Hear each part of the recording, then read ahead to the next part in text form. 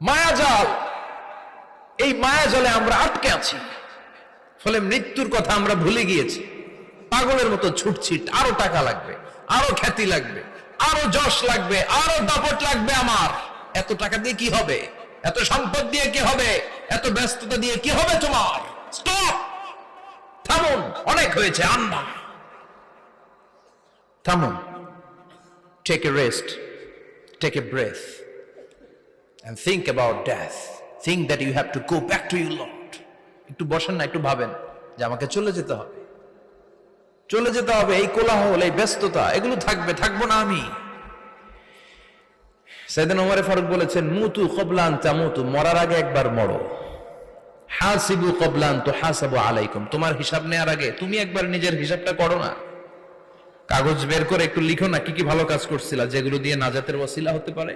1 2 3, আর কি কি আকাম কুকাম করছো দেখো না, লিখে দেখো তোমার অবস্থাটা কি। মরার আগে একবার মরো। মরার আগে খাটের মধ্যে শুয়ে শটান করে চোখ বন্ধ করে একবার মরার ভান করে দেখেন কেমন লাগে।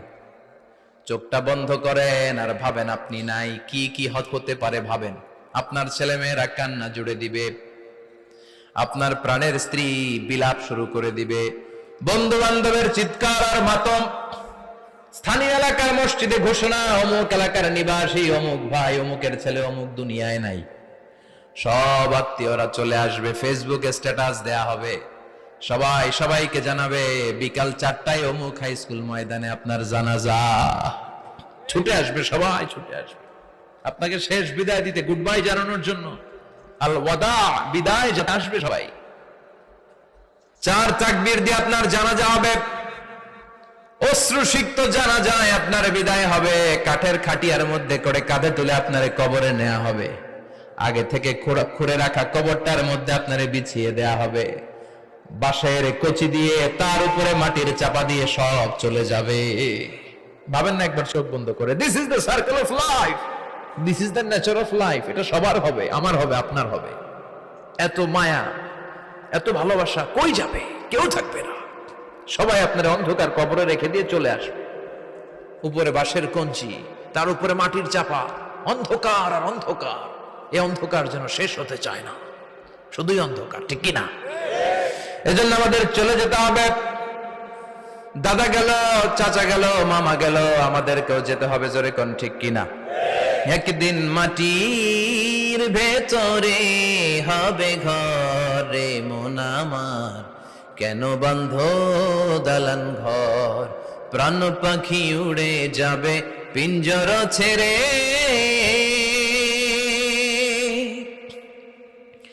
ধরা ধামে সবই রবে, তুমি যাবে চলে, বন্ধু বান্ধব যত, মাতা পিতা দ্বারা সুত, সবই হবে তোমার পরে মন আমার, কেন বন্ধ দালান ঘর। একদিন মাটির ভেতরে হবে ঘরে মন আমার, কেন বন্ধ দালান ঘর, ঠিক কিনা? সব করে থাকবে, চলে যেতে হবে আমাদেরকে।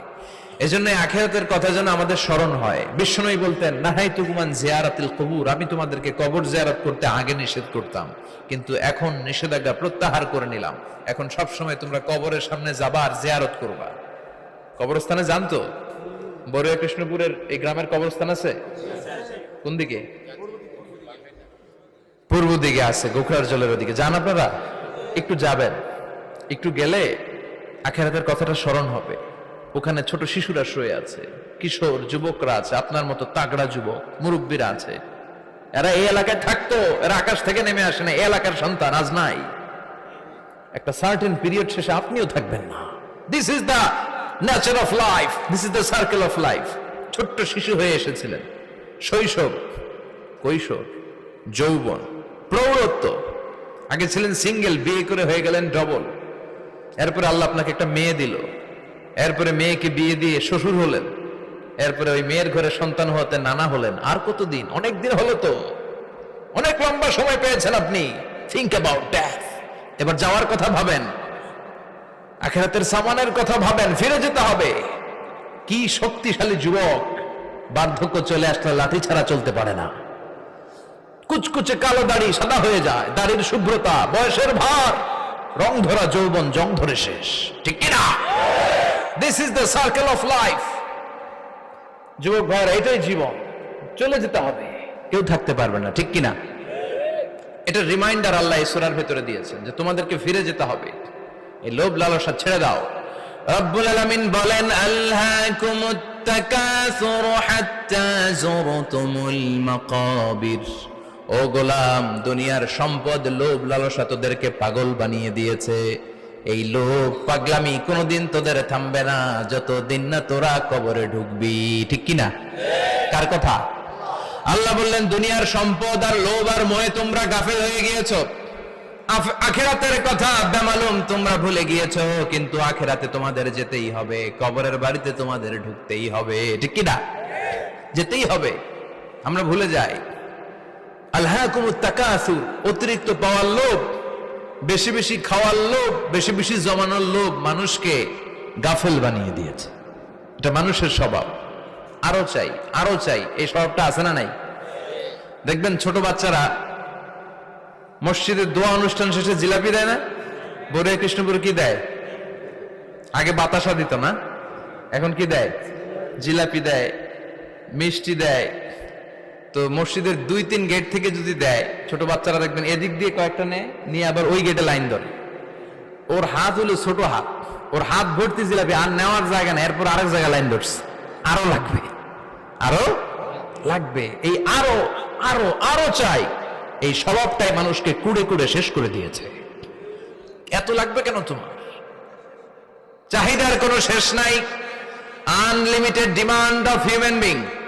যার আছে বেশি তার চাই বেশি, যার সাইকেল আছে তার হুন্ডা চাই, হুন্ডা আছে তো প্রাইভেট কার চাই, প্রাইভেট কার আছে তো প্লেন চাই, প্লেন আছে তো হেলিকপ্টার চাই, হেলিকপ্টার আছে তো ওইটা চাই, ওইটা আছে তো সেটা চাই, ঠিক কিনা? এলাকার মেম্বার যে হয়েছে চেয়ারম্যান হতে চায়, আছে না নাই? চেয়ারম্যান সাহেব এমপি হতে চায়, আছে না নাই? এমপি সাহেব মন্ত্রী হতে চায়, আছে না নাই? মন্ত্রী সাহেব প্রধানমন্ত্রী হতে চায়, আছে না নাই? কিন্তু এই দেশে সুযোগ নাই, কথা কন। এই দেশে প্রধানমন্ত্রী সিলেক্টেড, 2-3 জনের বাইরে কেউ প্রধানমন্ত্রী হতে পারবি না, ঠিক কিনা?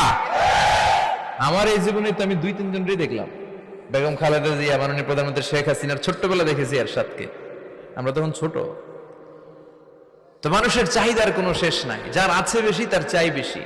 এজন্য বিষ্ণু বলেছেন, উনজুরু ইলা মান হুয়া আসফালা মিন, তোমার চেয়ে যে খারাপ আছে ওর দিকে তাকাও। ওয়ালা তানজুর মান হুয়া আ'লা মিন, তোমার চেয়ে যে ভালো আছে ওর দিকে তাকায়ও না, তোমার চেয়ে যে খারাপ অবস্থানে আছে ওর দিকে তাকাও। অনেকে নিজের অবস্থান নিয়ে সুখী না, এরকম আছে না নাই? আল্লাহ আমার এটা দিল না রে, ওইটা দিল না রে, পাইলাম না রে, কিচ্ছু হয় না, কি করব জীবন, হতাশ। আসলে আছে কিন্তু অনেক, কিন্তু শুকরিয়া নাই, ডাকাত, ঠিক কিনা? নিজের অবস্থান নিয়ে সুখী না, কিন্তু অনেক লোক আছে তারা আপনার অবস্থানে পৌঁছতে চায়। তাদের দিকে তাকিয়ে দেখেন, আপনি যে অবস্থানে আছেন এই অবস্থানে পৌঁছাটা অনেকের কাছে স্বপ্ন। তারা প্রতিনিয়ত সংগ্রাম আর স্ট্রাগল করে যাচ্ছে আপনার অবস্থানে পৌঁছতে, আর আপনি এটা নিয়ে সন্তুষ্ট না।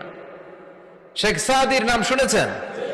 বালাগাল উলা কাশাফাত দুজা, এই কবিতাটার রচয়িতা ইরানের বিখ্যাত এক কবি।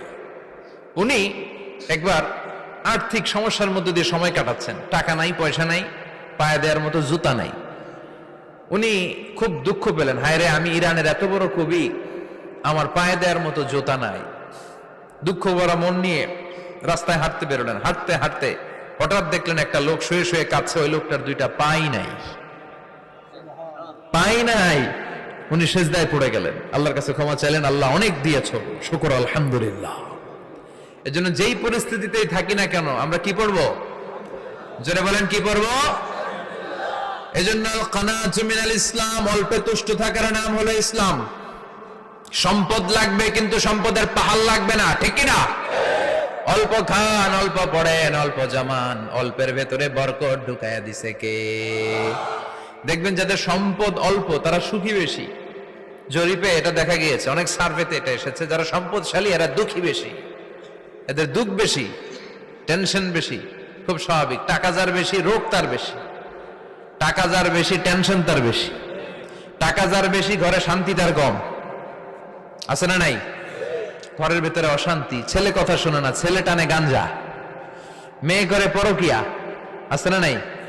স্ত্রী কথা শুনে না, ভালোবাসা নাই, ঘরটা জাহান্নামের টুকরা। রোগ বালাই, এক একটা হসপিটাল বিল পরিশোধ করতে মাসে 5 লাখ 10 লাখ। আছে না নাই? কিছু খেতে পারে না, ডাক্তার একেবারে ডায়েট মেনু বেঁধে দিয়েছে। Diet, very diet menu. এটা এটা এটা এটা কিছুই খাবেন না, শুধু গরু খাবেন না, খাসি খাবেন না, চিংড়ি খাবেন না, খালি ঘাস খাবেন। ইচ্ছে মতো ঘাস খাবেন, মানে ঘাস জাতীয় যত আইটেম আছে সব খাবেন। শাক খাবেন, সবজি খাবেন, সালাদ খাবেন। গরু, চিংড়ি, মুরগি, গোশত, ইলিশ কিছু খেতে পারে না। তাহলে রোগ বেশি, খাওয়ার মজা নাই, ঘরে সাংসারিক শান্তি নাই, খালি ব্যারাম আর ব্যারাম। ঠিক কিনা? কিন্তু সম্পদের পাহাড় ঘটেছে। আর অল্প যারা খায়, অল্প পড়ে, রিক্সাওয়ালা, কুলিওয়ালা, অল্প বেতনের চাকরি, কিন্তু হক হালালি মেনে চলে, দেখবেন শান্তি আছে অনেক। হ্যাঁ, বাসা ভাড়া দেয়, ফ্যামিলি চালায়, বাচ্চাদের স্কুল বিল, এরপরও মাস শেষে 1-2 হাজার টাকা হাতে থেকে যায়। আর ওর প্রতি মাসে 10 কোটি টাকা ইনকাম, তারপরও ব্যাংকের ঋণ আছে না।